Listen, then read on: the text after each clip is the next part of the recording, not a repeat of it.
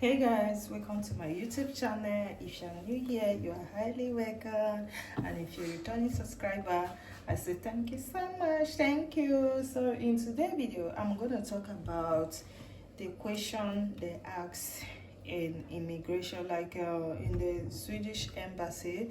What are the questions they ask? Some people slice to my DM and they ask me question. They say, oh Jenny, what are the questions that they ask on what's it called, embassy, like Swedish embassy? So these are the questions that they ask. Like, I'll be specific about marital status, about a married couple, because that is the one that brought me here in Sweden, you get. So I'll be specific on that. Concerning students or whatsoever, I don't know of that for now, but I'm still making research concerning that. But I'm gonna be specifying on marriage. So if you apply for a Swedish resident permit, after you apply, like mine took 6 months, some people took 3 years, I mean. Why some people, they are very lucky, 4 months, it's out, you get. So these are the questions they ask in embassy. If you have a partner, either being a woman or a man, try to know that person very well. When you guys are communicating on a chatting, or better say on calling, make sure you ask the person every details of the person, childhood, or everything about the person. Try to know everything, because at the embassy they really want you to know everything about this person. So I will use myself as an example. So what are the example? What are the questions they asked me at Swedish embassy in Nigeria, in Abuja to be precise?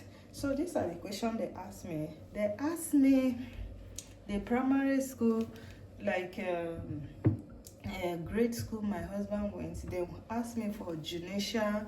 Gymnasia school is like a secondary school, and if my husband go for that school, they ask about my husband's name, the names of my father-in-law, mother-in-law, my husband kids, you understand. They ask me their names. They ask me my husband address. Do you know what happened to me? I can't imagine, I can't believe that they actually told me at the embassy to write my husband's address. I was shocked. Thank God when I was reading it, you know, when I'm reading a book, I cram it on my head. Thank God I cram it on my head.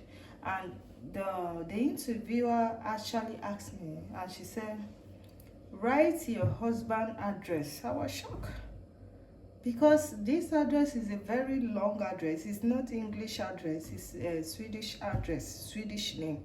So thank God, to God be the glory, I wrote it. I crammed it on my brain and I wrote it. So they asked me about my husband's address. They asked me the color, my husband's favorite color, the food that he like, you understand. They asked me the work that he was doing before and the work that he's doing now. What type of house did he live, you understand. They asked me everything about my husband. So in case you have a partner, I will advise you every day that you are communicating with your partner, make sure it will be specific. Make sure, let it be specified on that person's lifestyle, like the lifestyle he was living, or the lifestyle that he's like when he was a childhood, what did he do, you understand, what's primary school, etc, etc. Ask so much, make sure you ask. So they ask me everything about this thing. And I will also advise you, before you go, make sure you cram all these things. Even in as much as your husband is telling you, write it down. When you write it down, before the interview, you go back and you read everything. But the interviewer, the person that interviewed me, was very simple, because she told me I should take it slowly, slow after the other, one after the other, because when she asked me one, I answer it, she write it. It's not like they will ask you fast, and no.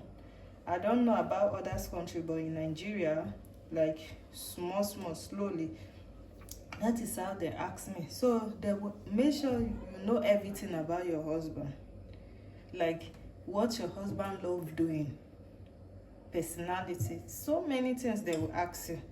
So the basic thing that I want you to focus on now is your husband lifestyle, like what he love doing. Make sure you specify on that area, because if you don't, if you are always calling your husband, you're saying, oh my love, this and that, this is what I eat today, that is not what they are going to ask you. And they are going to ask you, like me, they asked me that how did we meet. I told them, and they said, how did my husband propose to me, or how did he marry me? I told them my husband proposed to me online. Then after he proposed to me, I accepted, and he came Nigeria. And no, before he come, we arranged for our marriage, and he came and we married. That's what I told them, you understand? So if your husband actually proposed to you online, tell them he proposed to you online. That would be very, very good, because it's not possible somebody propose to you today and marry you tomorrow. So that place, you need to use your brain, you understand? So this is what I can say for now. And if you have any question you want to ask me more, ask me. I'm here. Anyone that I know, I will answer you. Bye for now.